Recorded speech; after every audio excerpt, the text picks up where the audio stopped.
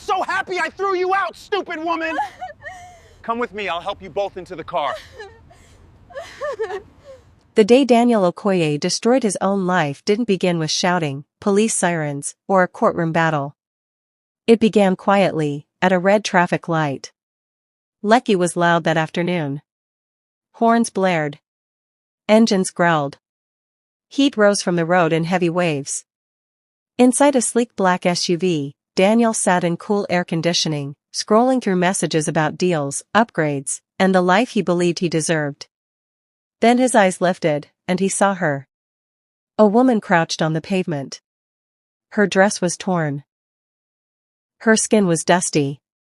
Her hair was tangled like someone who hadn't slept properly in weeks. In her arms was a newborn, wrapped in a thin white cloth, far too quiet for a baby that young. She raised her head slowly, eyes empty but proud, and stretched out one trembling hand. Please, anything. Daniel's chest tightened. Because the curve of her face felt familiar. Because the scar near her brow was something he once kissed. Because the baby's tiny nose looked exactly like his. For one heartbeat. Just one, Daniel almost opened the door. But pride speaks faster than love. And shame screams louder than conscience. He looked away. He pressed the accelerator. And he drove past his own wife, begging on the roadside with their newborn child. What Daniel didn't know, what he never imagined, was that the woman he left in the dust was the sole heir to a hidden $25 billion inheritance. And at that exact moment, a billionaire uncle's convoy was already entering Lagos. About to stop the city, kneel in the street, and expose a truth that would erase Daniel's world. If you've ever been betrayed by someone who once promised to protect you, this story is for you. Watch until the very end, because the turning point is unforgettable. And before you continue, subscribe, like this video, and share it with someone who believes in karma, because silence doesn't mean weakness, and real power always reveals itself.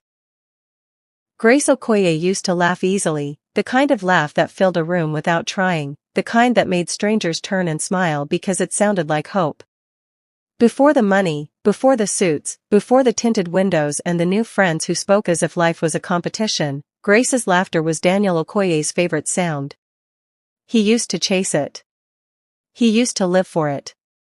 Back when he was still hungry in the good way. Sleeping late because he'd coded till dawn, eyes red but bright, talking about ideas like they were living things. He would pull Grace close on their tiny sofa in their modest apartment and whisper plans into her hair, not as promises meant to impress, but as dreams he believed he could build with his bare hands. They weren't rich, but they were real. That was the thing Grace loved about him then. Daniel had a sincerity that felt rare in Lagos. He didn't pretend to have what he didn't have. He didn't borrow swagger from other men. He walked with quiet confidence, the kind that came from effort, not show. When he proposed, there wasn't a yacht or a violinist or a restaurant with chandeliers.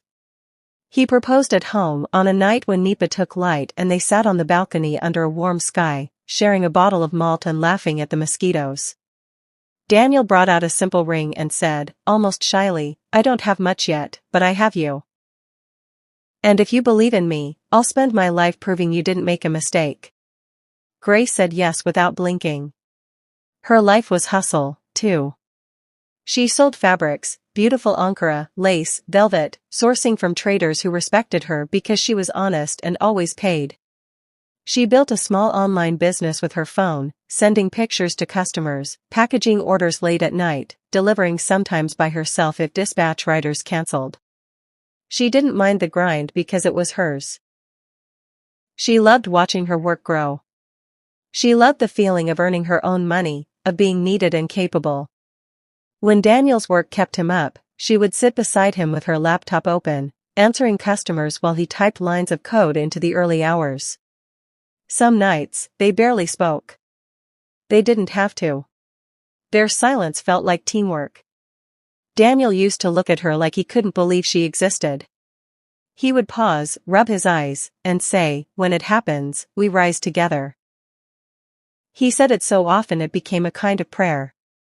When he got his first small contract, he brought home meat for stew like it was a trophy. When he got rejected by an investor, Grace didn't let him sink.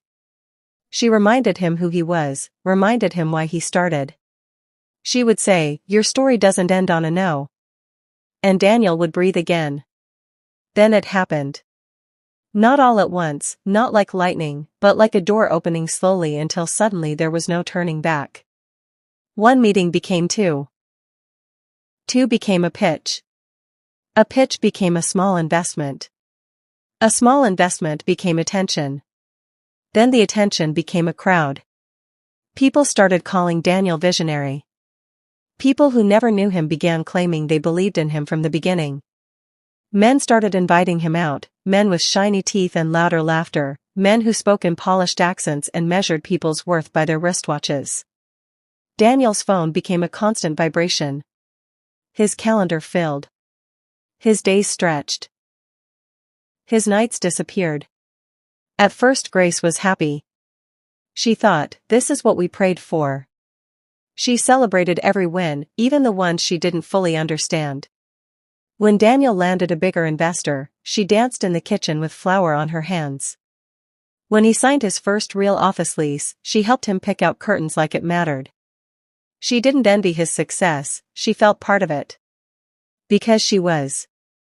She had held him steady when everything was uncertain. She had believed in him when belief was expensive. But success has a strange way of testing people. It doesn't only reveal what you're made of, it reveals what you secretly crave. Daniel started coming home differently. The hunger in him changed shape. It was no longer the hunger to build. It became the hunger to prove. To show. To be seen. He began speaking less about we and more about me. He began caring about things he never used to care about. His shirts became more fitted. His perfumes grew louder. He started taking pictures from certain angles and posting them, not for fun, but like evidence. He began studying the way other men carried themselves, copying their mannerisms like a new language. Sometimes he'd stand in front of the mirror adjusting his collar and Grace would watch him, confused, because the man she married never needed the mirror to know his worth. One evening, Daniel took Grace to a networking event in Victoria Island. It wasn't her world, but she made an effort. She wore a modest dress she loved, pressed and clean, and did her hair neatly.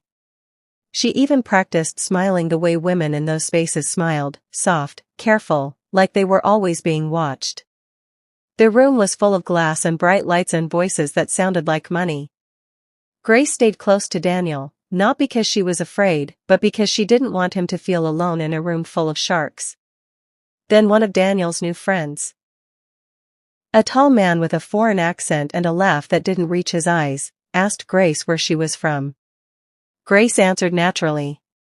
Abeokuta. The man raised his brows and said, "Oh, interesting." Before Grace could add anything, Daniel laughed awkwardly and jumped in. "She means she grew up around Abeokuta, but she's Lagos now," he said quickly, like he was correcting a mistake. Grace blinked. It was small, but it stung. Why did Abeokuta suddenly sound like something to hide? Why did Daniel speak as if her home was an embarrassment? Later that night, while Grace was greeting a woman who complimented her fabrics, Grace slipped into Yoruba without thinking. It was normal to her, warm, easy, familiar. The woman smiled, but Daniel's face tightened. When they walked away, Daniel leaned close and whispered, "Babe, try to speak more English here. Just, look more polished." Grace stopped walking. "Polished?" she repeated softly. Daniel didn't look at her properly. He was scanning the room, searching for eyes that mattered. "You know what I mean," he muttered. "These people, perception is important." Perception. It was the first time Grace felt like she wasn't his partner in the room. She felt like an accessory he was worried didn't match the outfit. She tried to brush it off. She told herself Daniel was under pressure. New levels, new standards, new expectations. But the corrections didn't stop. They multiplied like something alive. If she laughed too loudly, Daniel would squeeze her hand under the table like a warning. If she asked a question about his business, he'd respond with a sigh, as if her curiosity was childish. If she wore sandals instead of heels, he'd look at her shoes before he looked at her face. If she brought food from home to his office, he'd tell her, "Next time just order something. The staff will talk. The staff will talk." Grace kept trying to find the Daniel she knew inside the Daniel he was becoming. She kept looking for the hunger that used to be honest. Some days she saw it, briefly, when he was tired and less guarded, when he'd fall asleep on the couch with his laptop open and she'd cover him with a blanket. In those quiet moments, Grace would look at him and remember the balcony, the darkness, the ring, the promise.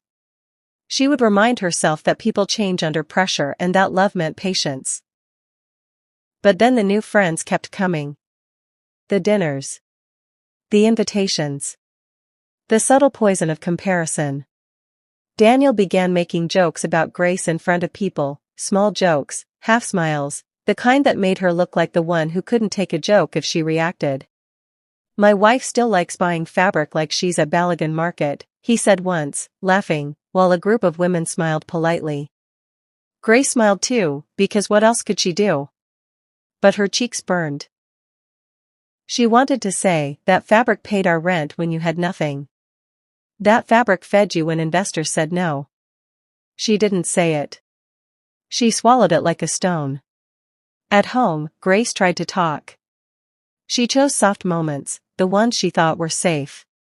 She would sit beside Daniel after dinner and say, "Are you okay?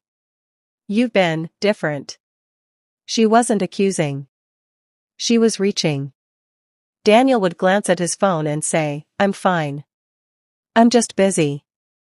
One night she asked, "Do you still see me? Or am I becoming invisible to you?" Daniel laughed, like she was being dramatic. "Grace, don't start. Don't start." The words landed like a slap, because Grace realized something terrifying in that moment. Daniel wasn't scared of losing her anymore. He was annoyed by her need. He was irritated by her emotions. He had started seeing her love as something cheap, something always available, something that would wait. And the saddest part was that Grace still loved him enough to wait. The shift became clearer when Daniel started attending events without her, then stopped explaining. At first he'd say, "It's just a guys' meeting."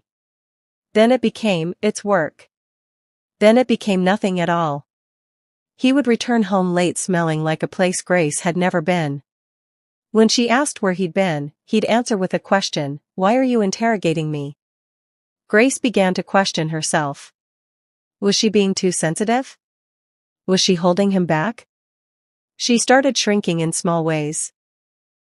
Speaking less, laughing less, dressing more carefully, watching herself as if she was on trial.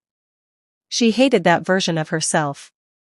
She didn't want to be a woman who begged for basic respect. She didn't want to compete with Daniel's new world.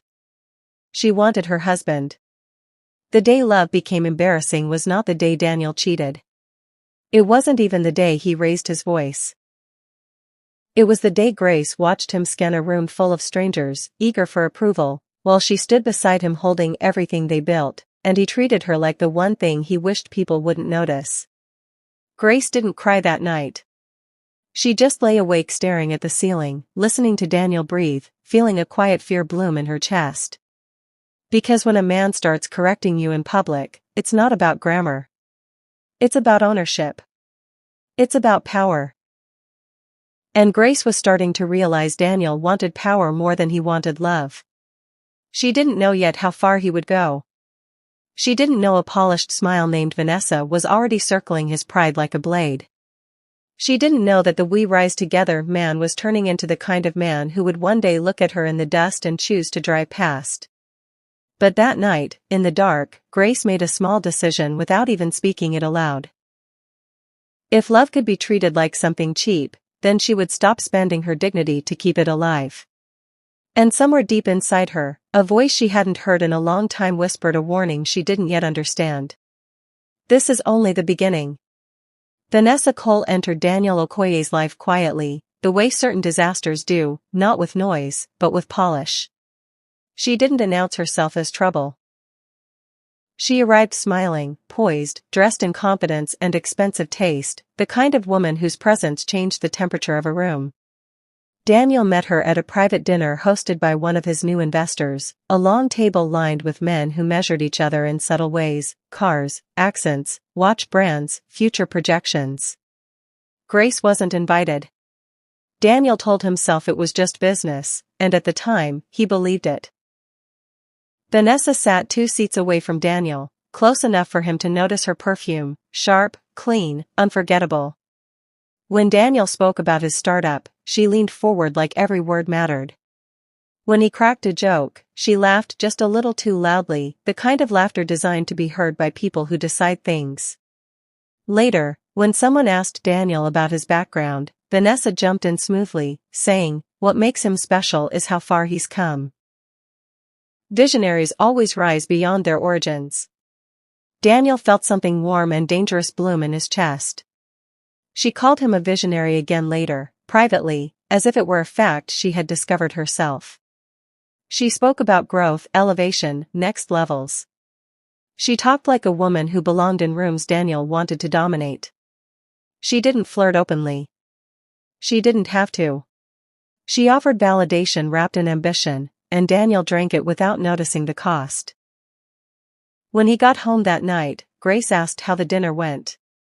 Daniel answered with one word, "Good," already halfway into his phone. Grace noticed the change before she understood it. Daniel began staying out later, his schedule suddenly full of strategy sessions and networking dinners. When Grace asked if she could join him sometimes, Daniel hesitated in a way that felt heavier than a no. "Those spaces are different," he said carefully. "I don't want you to feel uncomfortable." Uncomfortable. Grace swallowed the word. "I can learn," she said softly. Daniel sighed. "It's not about learning. It's just, not your world." That sentence lodged in Grace's chest like a splinter. When had his world stopped including her? Vanessa became a name Daniel mentioned casually at first. Vanessa said this. Vanessa thinks that. Grace listened, trying not to read into it. But the comparisons crept in anyway, unspoken yet loud. Vanessa understood markets. Vanessa understood optics. Vanessa understood greatness. Grace sold fabrics and prayed for peace. The more Vanessa praised Daniel, the smaller Grace seemed to him. It wasn't that Vanessa insulted Grace outright. She was too polished for that.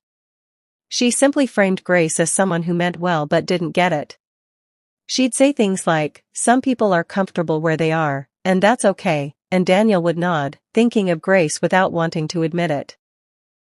Vanessa spoke as if ambition was a language Grace never learned. Daniel stopped coming home for dinner. Then he stopped calling when he'd be late. Grace would wait up anyway, reheating food that went cold again. When she finally asked, "Are you avoiding me?" Daniel laughed, sharp and tired. "Why do you always assume the worst? You're being insecure." Insecure. Another word that stuck. Grace began to doubt her instincts. She wondered if love was supposed to feel this lonely at the top. She wondered if successful men naturally outgrew their wives. She tried to adjust, to be quieter, more agreeable, more polished. She bought new dresses she couldn't afford and practiced speaking less in public, afraid of saying the wrong thing. She started shrinking herself, and Daniel barely noticed. He was too busy expanding. Vanessa noticed everything. She noticed when Daniel started complaining. "Grace doesn't understand the pressure," he told her once, after too much wine and too much validation. Vanessa nodded sympathetically. "That must be hard," she said. "Not everyone is built for this kind of life." She didn't tell him to leave Grace. She didn't have to. She planted the idea that leaving would be logical, even necessary. When Grace called Daniel during one of his late nights, Vanessa watched his face tighten in annoyance. "You should answer," she said lightly. "But don't let anyone distract you from your purpose." Daniel silenced the call. It felt powerful. It felt like choosing himself. At home, Grace tried again to reach him. She asked for one evening together, no phones, no meetings. Daniel snapped. Do you know how childish that sounds? You want me to sabotage my future because you're lonely? Grace flinched. She hadn't known love could be framed as sabotage. The nights grew colder. The distance widened. Daniel began coming home with a look Grace had never seen before, irritation mixed with entitlement. When Grace asked where he'd been, he'd reply, work, like it was an answer she no longer deserved details about. When she cried, he accused her of manipulation. When she stayed quiet, he accused her of sulking. There was no version of Grace that didn't feel wrong to him anymore. Vanessa became the place where Daniel felt understood. Not challenged. Not questioned. She didn't remind him of promises made on dark balconies or sacrifices shared in silence. She reminded him of who he could become if he shed the weight of where he started. And slowly, Daniel began to believe that Grace herself was part of that weight. The cruelest thing about it all was how subtle it felt. There were no bruises. No screaming matches that neighbors could hear. Just a steady erosion of respect. A quiet rewriting of history where Daniel became the hero of his own story and Grace became an obstacle. Grace felt it slipping through her fingers. She sensed the shift in Daniel's eyes, the way he no longer looked at her like home but like something he had outgrown. She wanted to ask him one simple question, do you still love me? But she was afraid of the answer. Because somewhere between Vanessa's smile and Daniel's ego, love had stopped being enough. And shame, quiet, corrosive shame, had begun turning a man who once rose with his wife into a man preparing to step over her. The rain started softly that night, the kind that pretended to be harmless before turning violent. By the time Grace Okoye pushed the gate open and stepped into their Okoye compound, the sky had darkened completely, rain hammering the concrete like a warning that no one wanted to hear. Her feet ached. Her back burned. The baby inside her shifted restlessly, as if sensing the tension already waiting at home. Grace paused under the small overhang by the door, catching her breath, one hand pressed protectively against her swollen belly. She had just come from the hospital. The doctor hadn't raised his voice. He didn't need to. He'd looked at her chart, then at her face, and said calmly that the pregnancy was becoming risky. Stress. Fatigue. Poor nutrition. He recommended bed rest where possible and listed medications she would need to start immediately. Grace nodded, thanked him, and asked the question she already feared the answer to, how much? The amount echoed in her head as she unlocked the door. Inside, the house was quiet except for the low hum of the air conditioner. Daniel's shoes were by the wall, polished, lined up neatly like they belonged to someone who lived a very controlled life. Grace closed the door slowly and walked into the living room. Daniel was on the couch, phone in hand, smiling at something on the screen. The smile didn't reach his eyes when he looked up and saw her. You're late, he said flatly. Grace swallowed. I went to the hospital. Daniel glanced back at his phone. For what? For the baby. She moved closer, easing herself down into a chair, wincing as she Saturday, the doctor said there could be complications. He wants me to start medication and... How much? Daniel interrupted. Grace hesitated, then told him. Daniel laughed. Not a full laugh. Just a sharp sound of disbelief. You people and hospitals, he said. Every small thing is complication. Grace stiffened. This isn't small. He said stress is making it worse. I just need some help right now. Daniel dropped his phone on the couch and leaned forward. Help? His voice rose slightly. I'm the one under pressure here, Grace. Do you know what I'm dealing with at work? She nodded quickly. I know, and I'm not trying to add to it. I'm just asking for money, Daniel snapped. Again. Grace felt the words like a slap. It's for your child. Daniel stood up abruptly. His phone buzzed on the couch. He glanced at it. Grace did too, without meaning to. Vanessa. The name glowed on the screen like an accusation. Grace's chest tightened. She looked back at Daniel, her voice barely holding together. Why is she messaging you at this time? Daniel picked up the phone and turned it face down. Don't start. I'm not starting anything, Grace said, standing slowly, carefully. I just asked a question. Daniel's jaw clenched. You're always asking questions now. Always looking for something. Grace shook her head, tears pooling despite her effort to stay calm. I'm looking for my husband. That did it. Daniel exploded. So now I'm the villain, he shouted. You sit at home all day, selling small fabrics online, and you think you understand what I'm carrying on my head? You think you understand pressure? Grace's voice cracked. I never said that. You don't need to, Daniel continued, pacing. You just keep bringing problems. Hospital bills. Emotions. Tears. Responsibility. It's like you're trying to trap me. The word hit her harder than anything else. Trap you? Grace whispered. With our child? Daniel stopped pacing and turned to her, eyes cold. Yes. With responsibility I didn't sign up for right now. Grace felt something break open inside her. You begged me to keep this pregnancy, she said softly. You said we were ready. That was before everything changed, Daniel shot back. Before real life started. The rain grew louder, drumming against the windows like it was listening. Grace stood there, trembling, one hand gripping the back of the chair, the other still resting on her belly. I just need one night of peace, she said. One night where I don't feel like a burden. Daniel laughed again, bitter this time. Then maybe you should go somewhere else. He walked past her toward the bedroom. Grace followed slowly, panic rising. Daniel, please. Let's talk.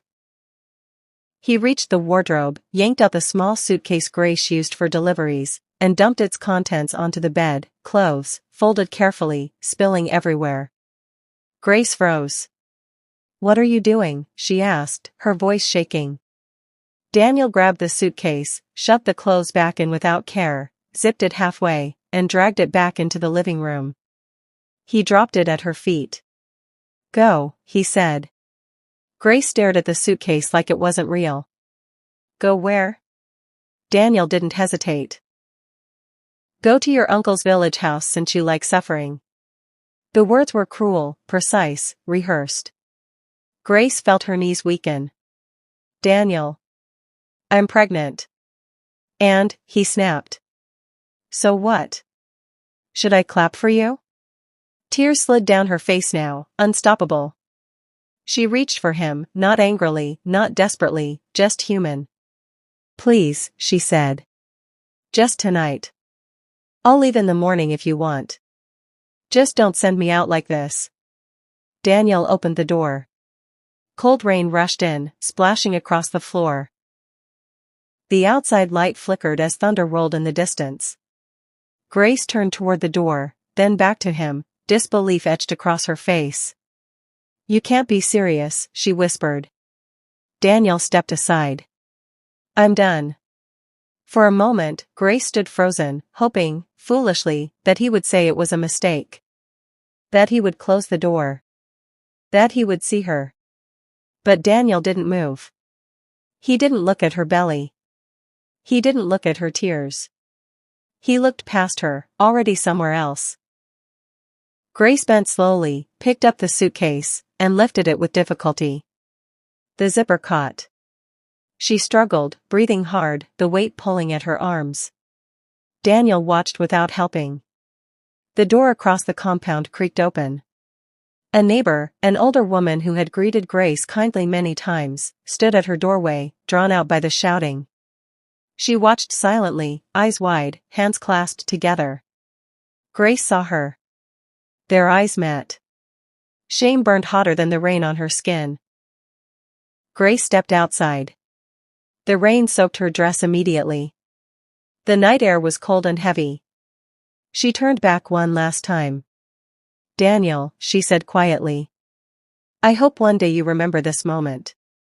Daniel said nothing. He closed the door. The lock clicked. Grace stood there for a second longer, rain washing over her face, mixing with tears until no one could tell which was which. Then she turned and walked away, dragging the suitcase behind her, one hand protecting her belly, each step heavier than the last. Behind her, the neighbor slowly closed her own door. No one spoke. Grace went into labor just before dawn, when the city was still half asleep and the streets felt unusually quiet, like Lagos itself was holding its breath. She had spent the night on a narrow church bench, shifting every few minutes as pain rippled through her lower back, whispering prayers she barely recognized anymore. By the time a security man flagged down a Kiki to take her to the public hospital, her dress was soaked with sweat and rain, and her legs were trembling so badly she thought she might collapse before she reached the gate. The hospital smelled of antiseptic and fatigue. A single ceiling fan wobbled overhead, clicking with every rotation like it might fall apart at any moment. Women groaned behind thin curtains. Babies cried somewhere down the hall. Nurses moved quickly, efficiently, with the dull expressions of people who had seen too much pain to react to any single one. Grace was guided onto a metal bed with peeling paint, the sheet thin and rough against her skin. When the first contraction tore through her properly, she cried out and reached instinctively for a hand that wasn't there. She bit down on her lip and gripped the cold bed rails instead. Each wave of pain came harder than the last. Grace whispered prayers under her breath, not the long, confident prayers she used to say, but broken ones. "God, please. Help me. Let my baby be okay." Her body shook with the effort of it all. She thought of Daniel once, just once, and then pushed the thought away because it hurt more than the contractions. Hours blurred together. Voices came and went. Someone barked instructions. Someone else scolded her for screaming.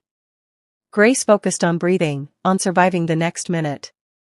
When the final push came, she screamed into the empty space beside her bed, tears streaming down her face, hands white-knuckled around the rails. And then, suddenly, there was a cry. Thin. Fragile. Alive. Grace's daughter was placed briefly on her chest, small and perfect and impossibly warm. Grace laughed and cried at the same time, overwhelmed by love and terror in equal measure. The baby's fingers curled weakly against her skin, and Grace felt something inside her settle and shatter all at once. For a few seconds, the world made sense again. Then reality rushed back in. Milk. Diapers. Shelter. Medicine. Food. The weight of it all pressed down on her chest so hard she struggled to breathe. A nurse scribbled something on a chart and glanced at her. "Your husband's number?" Grace hesitated. The room felt too quiet. "He's on his way," Grace said quickly. Too quickly. "He's just stuck." The nurse nodded without looking up. "Make sure he comes to settle bills." Grace nodded too, even though she knew the truth. Daniel wasn't stuck. Daniel wasn't coming. He had already made that clear the night he shut the door in her face. When visiting hours passed and no one came, Grace turned her face toward the wall and cried silently so her baby wouldn't hear. She pressed her lips to her daughter's soft head and whispered promises she didn't know how she would keep. "I'm here," she murmured. "I won't leave you." Pride kept her phone silent. She thought of Chief Vincent Adebola, her mother's elder brother, the man Daniel dismissed as old school, the man who spoke little and watched everything. Grace could picture his face clearly, the calm authority in his eyes, the way he always told her, "If you ever need me, you don't explain. You just call."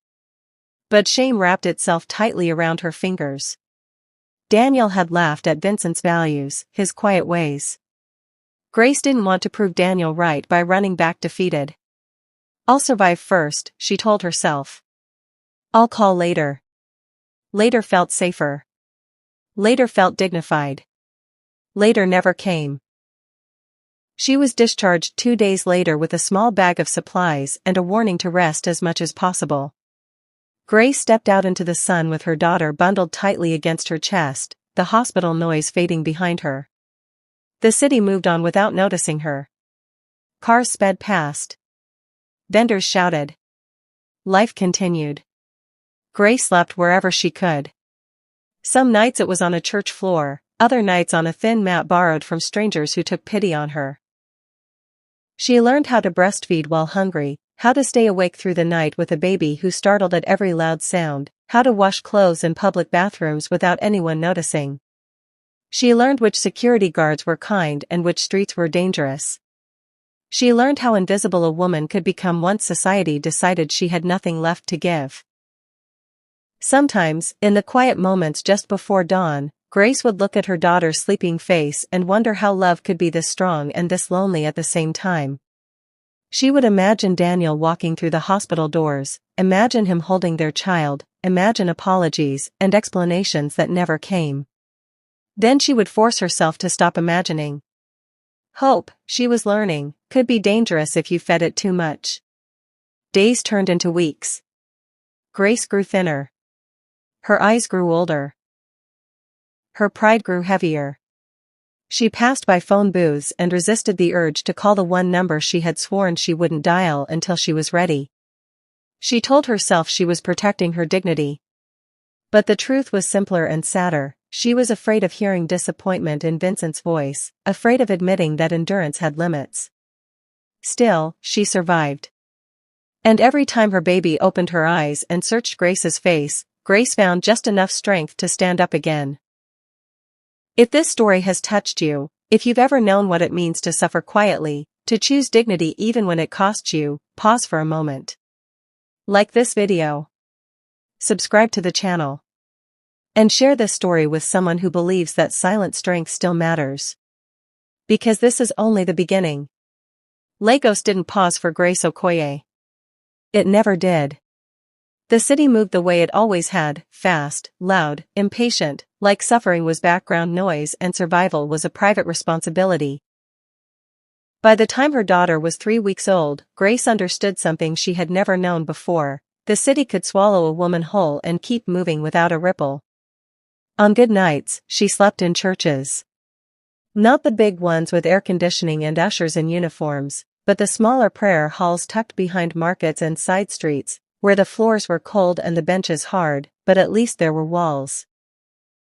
She learned to arrive just before evening prayers ended, slipping in quietly with her baby wrapped tightly against her chest. Some pastors nodded and said nothing. Some whispered prayers over her head without asking her name. A few offered a corner and a blanket that smelled like dust and old faith. On bad nights, when church doors were locked or someone decided she had stayed too long, Grace slept under a flyover. Those nights were the hardest. Every footstep jolted her awake. Every shadow felt like a threat.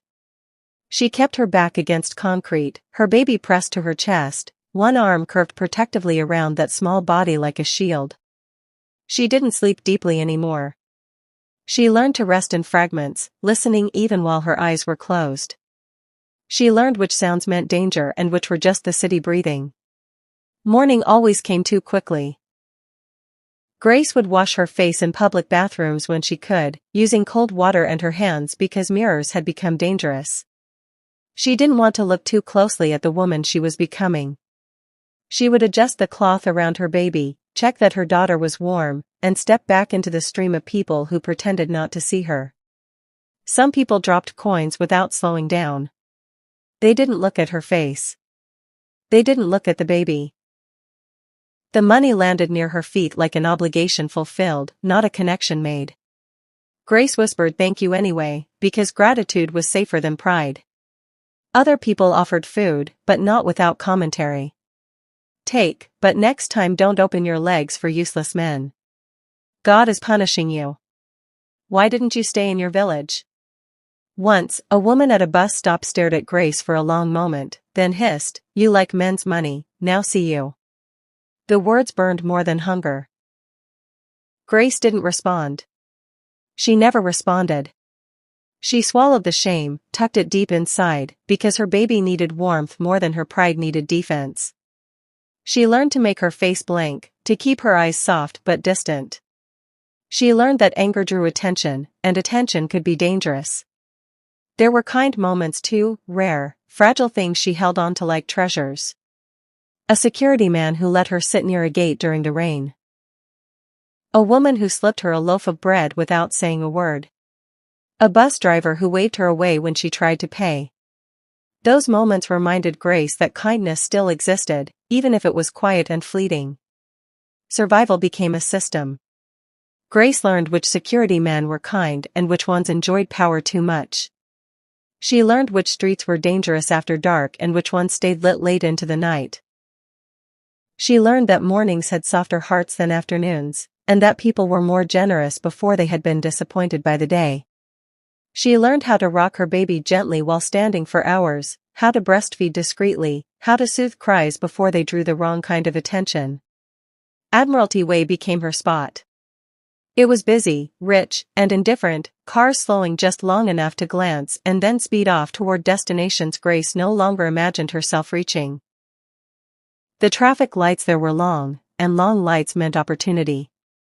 Grace positioned herself carefully, never too close to the road, never too far back. She kept her head bowed most of the time, lifting it only when a car stopped directly in front of her. She hated that spot. She hated the way it made her feel small. She hated the way the heat bounced off the asphalt and soaked into her bones. She hated the way some people looked at her like a lesson, not a human being. But she returned every day because it worked. Because her baby needed milk. Because hunger didn't care about dignity. Some afternoons, Grace would watch women step out of cars wearing heels and perfume, babies safe at home with nannies, and she would feel a sharp, silent ache in her chest. Not envy. Grief. For the life she had imagined. For the version of herself that had believed love was protection enough. Sometimes she wondered if Daniel ever drove past that road. The thought came uninvited, dangerous, and persistent. She would picture his car, the tinted windows, the cool air inside, the man who once held her hand like she was everything.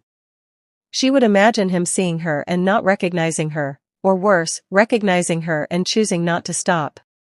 The thought made her stomach twist, and she would force it away. Hope was expensive. She could no longer afford it. Days blurred into each other. Grace's body grew leaner, her movements more economical. She spoke less. She smiled less. She conserved energy the way people conserve money when they have none. Every decision was measured against one question: will this keep my child safe? At night, when her baby finally slept, Grace sometimes stared up at the concrete or the church ceiling and asked the same question again and again, quietly, so no one could hear. How can a city be this full, and still let a mother disappear? Lagos overflowed with life, with money, with noise, with ambition. And yet, Grace had never felt so unseen. She existed in the cracks, between cars, between prayers, between glances. She was learning what it meant to be invisible in a place that never stopped looking for the next thing. Still, she endured. Every morning she wrapped her baby tightly and stepped back onto Admiralty Way. Every evening she searched for somewhere safe enough to rest. She didn't know how long she could keep doing it. She only knew she had to. Because somewhere deep inside her, beneath the hunger and exhaustion and shame, Grace still carried one stubborn truth. As long as her child was breathing against her chest, she had not lost everything. And for now, that was enough to keep her standing in a city that refused to look twice. That afternoon, the sun sat heavy over Lekki, turning the road into a mirror of heat and glare. Admiralty Way was restless, engines idling, horns snapping at one another, drivers inching forward with the practiced impatience of people who believed their time mattered more than anyone else's. Grace stood where she always did, just far enough from the curb to be seen, just close enough to step back if a car lurched forward. Her arms ached from holding her daughter all day, but she adjusted her grip anyway, tucking the cloth tighter around the baby's small body.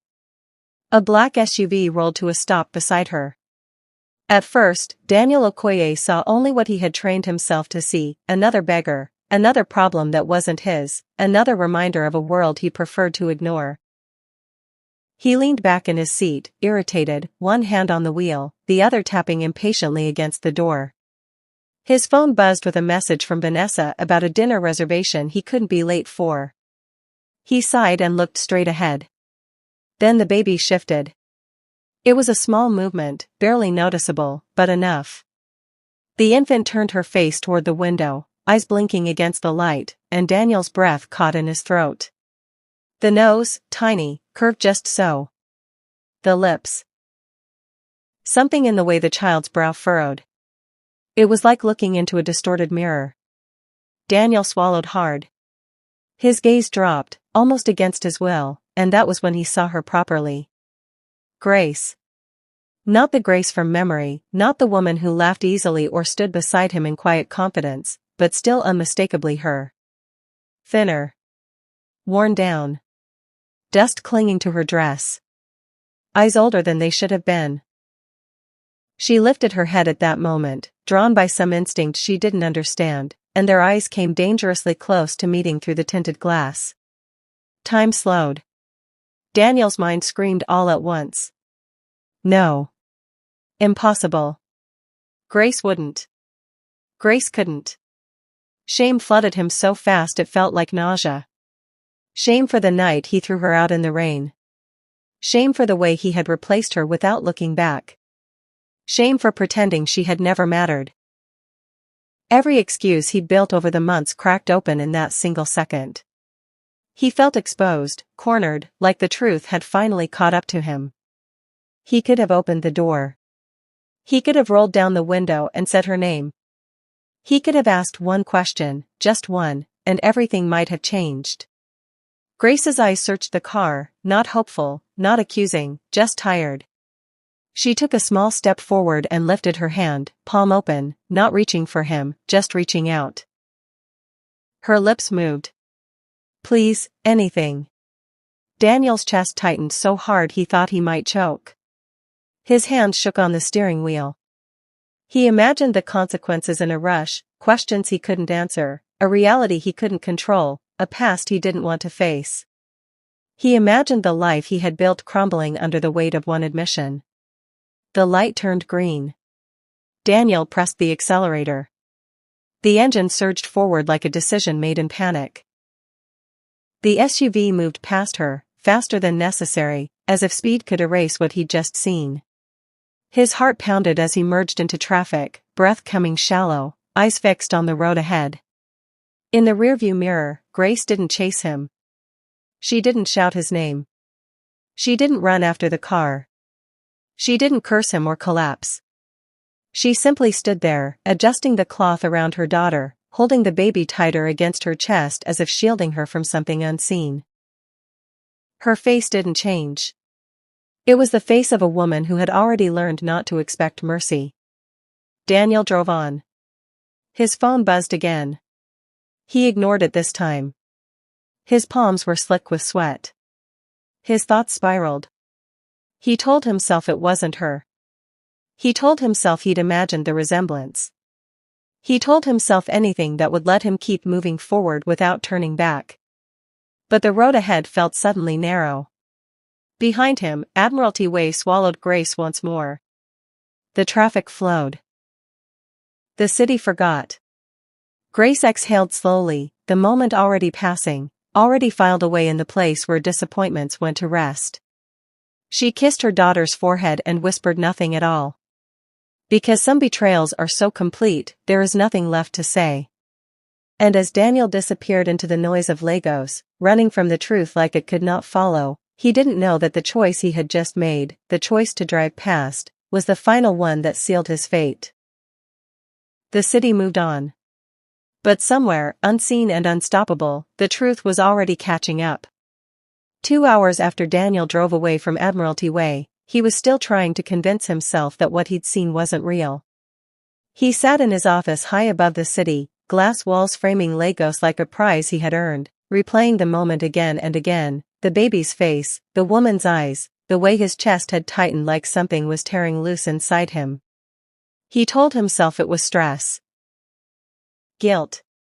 A coincidence his mind had dressed up as punishment. Grace couldn't be there. Not like that. Not on the roadside. Not with a child that looked like his. He had just started to calm down when his phone rang. It was his assistant. Her voice was shaking. "Sir, there are people here." Daniel frowned. "Clients?" A pause. Then, quieter. "They won't sit in reception. They said it's urgent." Daniel glanced at the time. He had a dinner with investors in less than an hour. "Tell them to." "Sir," she interrupted, breath uneven, "they came with security." That got his attention. Daniel stood, straightened his jacket, and walked out of his office with irritation simmering under his skin. As he approached the boardroom, he noticed the silence first. Not the normal corporate hush, but something heavier.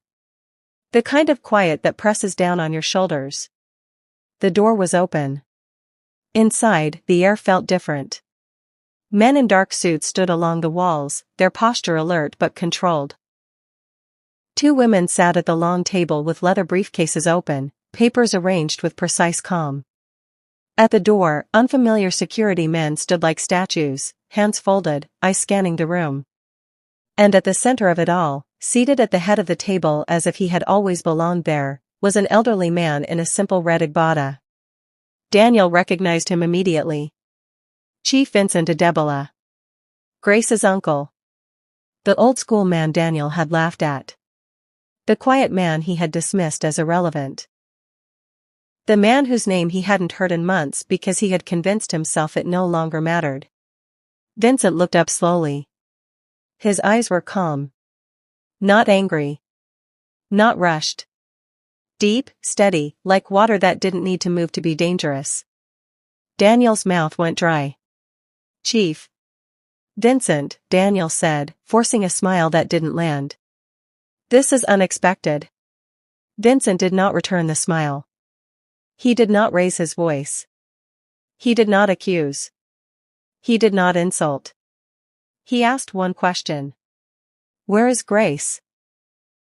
The room seemed to tighten around Daniel's chest. Daniel cleared his throat. She left," he said, the lie forming automatically. "We had issues. She decided to." Vincent's gaze did not waver. Daniel felt his palms begin to sweat. She's stubborn," Daniel continued weakly. "You know how women can be when." Vincent stood up. The movement was slow, deliberate, and yet it shifted the entire room. Everyone else straightened instinctively, as if responding to an authority that didn't need to announce itself. Vincent took one step forward, resting both hands lightly on the table. "You don't understand," he said. His voice was low, measured, and devastatingly calm. "She didn't leave." Daniel swallowed. "You pushed her into the dust." The words landed with a weight Daniel wasn't prepared for. Not shouted. Not dramatized. Just stated. A fact. Daniel opened his mouth to defend himself, to explain, to reframe the story the way he always did, but nothing came out. Because something in Vincent's eyes told him excuses would be useless here. Vincent studied him for a moment longer, then turned slightly toward the women at the table. One of them slid a document forward, the paper gliding across the polished surface until it stopped inches from Daniel's hand. Daniel looked down. Names. Seals. Numbers too large to process quickly. "What is this?" Daniel asked, his voice hoarse. Vincent answered without looking at him. "A courtesy." Another folder was placed on the table. Then another. Daniel's breath shortened as he flipped through the pages. Accounts. Partnerships. Venture funds. Silent investors. The same people who had fueled his rise.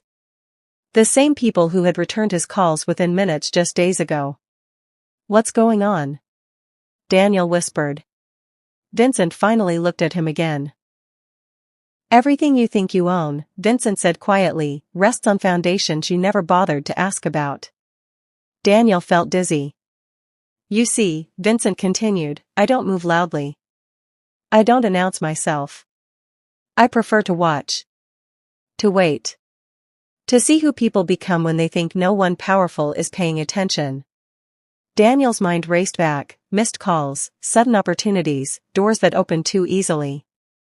He had never questioned the invisible hands that lifted him. He had assumed it was talent. Timing. Destiny. Vincent stepped closer. And today, he said, I came to collect my niece. Daniel's heart slammed against his ribs. Collect. Vincent turned toward the door. She is somewhere in this city, holding a child that should never have known hunger. Find her. The security man shifted subtly. If she is hurt, Vincent added, not raising his voice, then this conversation will be the kind you never recover from. Daniel felt his knees weaken. She was at Admiralty Way, Daniel blurted out, the truth ripping free now. I saw her. Vincent stopped. Slowly, he turned back. And you drove past, he said. It was not a question. Daniel looked down. The silence that followed was unbearable. Vincent closed his eyes briefly, as if steadying himself. When he opened them, there was no rage, only disappointment so deep it felt heavier than anger. You had your chance, Vincent said. He nodded once to his people. The meeting was over. As Vincent and his team moved toward the exit, Daniel lunged forward, panic flooding him. Chief Vincent, please, let me explain. I can fix this. I can. Vincent paused at the door, not turning around. Some things, he said softly, are fixed only by the truth revealing itself. Then he walked out. Daniel stood alone in the boardroom, surrounded by papers that suddenly meant nothing, his reflection staring back at him from the glass walls like a stranger. His phone began to vibrate. Missed calls, alerts, messages, but for the first time, Daniel didn't reach for it.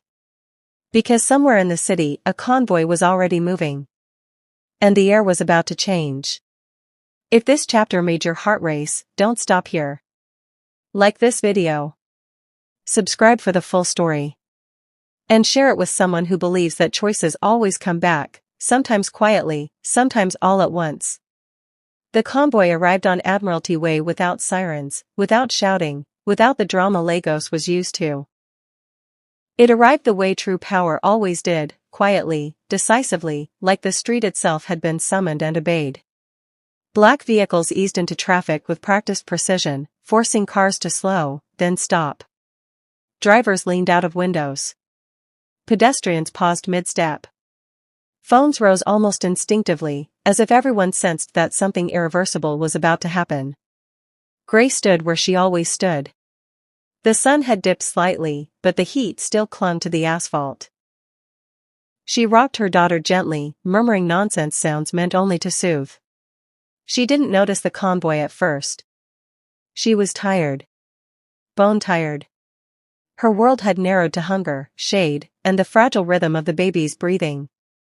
When the traffic stalled longer than usual, she assumed it was another accident, another inconvenience Lagos would swallow and forget. Then the air changed. She felt it before she saw it. A hush spreading outward, the sound of engines idling without impatience, the strange stillness of a crowd holding its breath. Grace lifted her head slowly. A man stepped out of the lead vehicle. He wasn't dressed like the people who usually stopped traffic. No flashy suit. No performance. Just a simple red agbada that moved gently in the breeze, worn with the kind of ease that came from never needing to prove anything. His hair was silvered, his posture straight, his eyes steady as they scanned the roadside. Daniel stumbled out of a car behind the convoy, panic written all over him. His heart hammered as he followed a few steps back, half hoping, half dreading what he already knew was coming. Every part of him screamed that this was the moment he should have prevented. This was the consequence he had outrun until his legs finally failed him. The man in red didn't look at Daniel. He walked past the crowd, past the murmurs, straight toward the woman on the curb, the woman Daniel had ignored just hours earlier. Grace stiffened when she saw him. Recognition hit her like a physical force. Her breath caught. Her fingers tightened around her daughter. For a moment, she couldn't move. Couldn't stand. Couldn't speak. The world tilted, memories rushing back, quiet evenings in Abeokuta, a calm voice that always told her she was protected, a promise she had been too proud to claim. "Uncle Vincent," she whispered, barely audible. And then the impossible happened. Chief Vincent Adebola knelt. Right there on the hot pavement. Right there in the dust Daniel had pushed her into. The billionaire whose name moved markets and governments lowered himself without hesitation, without concern for cameras or reputation, and wrapped Grace and the newborn into his arms as if they were the most precious things he had ever held. Grace froze. Her body went rigid, as though it didn't trust the moment. Then she began to tremble. The shaking started in her shoulders, traveled down her arms, into her hands. Her breath hitched. And then, finally, she broke. Not loudly. Not theatrically. She sobbed without sound, tears spilling freely as if her body had only just remembered it was allowed to fall apart. All the weeks of silence, all the nights of fear, all the swallowed shame poured out in that single, quiet collapse against her uncle's chest. Vincent held her firmly, one hand supporting her back, the other resting protectively over the baby. He lowered his head close to Grace's ear and spoke so softly only she could hear him. "My daughter, you're safe now." Grace clung to him like a child again, nodding weakly, unable to form words. Around them, the street watched. Some people cried without knowing why. Some whispered prayers. Others recorded, their phones shaking slightly in their hands. No one laughed. No one jeered. Even the city seemed to understand that this was not a spectacle. This was a reckoning. Behind them, Daniel stood frozen. This was the woman he had called a burden. This was the woman he had thrown into the rain. This was the woman he had driven past. And now she was being held like royalty in the middle of the road he believed belonged to people like him. He took a step forward, mouth opening, but no sound came out. That was when the lawyers arrived. They didn't rush him. They didn't threaten. They moved with calm efficiency, the way people do when the outcome is already decided. One handed Daniel a folder. Then another. Then another. Each one heavier than the last. Frozen accounts. Terminated contracts. Revoked partnerships. Immediate dissolutions. Names he recognized. Names that had once answered his calls. Names that now would never pick up again. Daniel flipped through the pages in disbelief, his hands shaking. This is a mistake," he whispered. "There must be some misunderstanding." No one responded.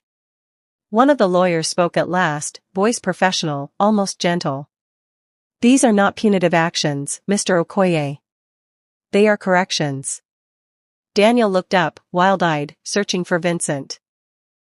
Vincent did not look back. He rose slowly, helping Grace to her feet. An aide draped a clean jacket over her shoulders. Another took the baby gently, checking her face, murmuring reassurances. Grace wiped her tears, her hand still unsteady, but her posture changing already, straightening, grounding, as if something long buried inside her was waking up. Daniel took another step forward. "Grace," he said hoarsely. She turned her head slightly. For a second, their eyes met. There was no hatred in hers. No triumph. No anger. Only distance. The kind of distance you feel when something is finally over. Grace turned away. That was when Daniel understood something far worse than punishment. The world wasn't angry at him. It was finished with him. The convoy doors opened. Grace was guided inside gently, surrounded by people who treated her presence like a privilege. Vincent followed, pausing only long enough to glance once at Daniel, not with rage, but with finality. You chose, Vincent said quietly. The door closed. The convoy pulled away. Traffic resumed slowly, awkwardly, like a crowd leaving a funeral. Conversation started again, but softer now, edged with disbelief. People checked their phones. Videos began to spread. But no one looked at Daniel anymore. He stood alone on Admiralty Way, folder slipping from his hands onto the pavement, watching the last black vehicle disappear into the distance. The city didn't scream. It didn't clap. It didn't celebrate. It simply turned its back on him. And for the first time since Daniel Okoye tasted success, he understood what it meant to truly be invisible. Grace Okoye vanished from public view the way she had once vanished into the cracks of the city, quietly, without announcement, without explanation. There were no angry posts, no interviews, no tearful videos naming and shaming the man who had driven past her in the dust. She didn't owe the world her pain, and she didn't need its applause.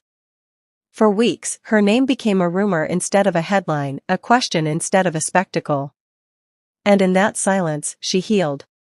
She slept in a real bed again. Not the kind you learn to perch on, listening for danger, but the kind that lets your body finally surrender. Nurses checked her vitals with kindness. Doctors spoke to her like her life mattered. She ate warm meals without counting each bite. She watched her daughter sleep peacefully, chest rising and falling without fear. In the quiet, the shaking stopped. The bruises on her spirit began to fade. That was when Vincent told her the truth. They sat in the shade of a wide veranda one afternoon, the air smelling of earth and trees instead of exhaust fumes. Vincent didn't rush his words. He never did. He spoke as if time obeyed him. I transferred everything months ago, he said simply. Grace stared at him, not understanding. Everything? Vincent nodded. All of it. Oil stakes buried in offshore contracts. Shipping routes that fed nations. Property portfolios spread across continents. Quiet holdings designed not to glitter, but to endure. A fortune worth $25 billion, placed in her name the day his doctors told him his time was no longer guaranteed. Grace's breath caught. Why didn't you tell me? Vincent looked at her with the same steady gaze he'd always had. Because I wanted to know who would stand beside you when they believed you had nothing. The words sank deep. Grace didn't cry. Not then. She just nodded slowly, absorbing the weight of a truth she had never wanted to carry. She thought of the church floors. The flyovers. Admiralty Way. The way Daniel's eyes had slid past her like she was already gone. Vincent reached over and squeezed her hand. You survived without knowing. That tells me everything. Grace stayed out of sight longer than anyone expected. The world waited for fireworks that never came. Journalists hunted for quotes. Social media searched for outrage. But Grace was busy doing something far more dangerous than revenge.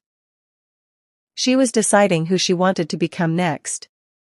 When she finally returned to public view, it was not at a press conference or a courtroom.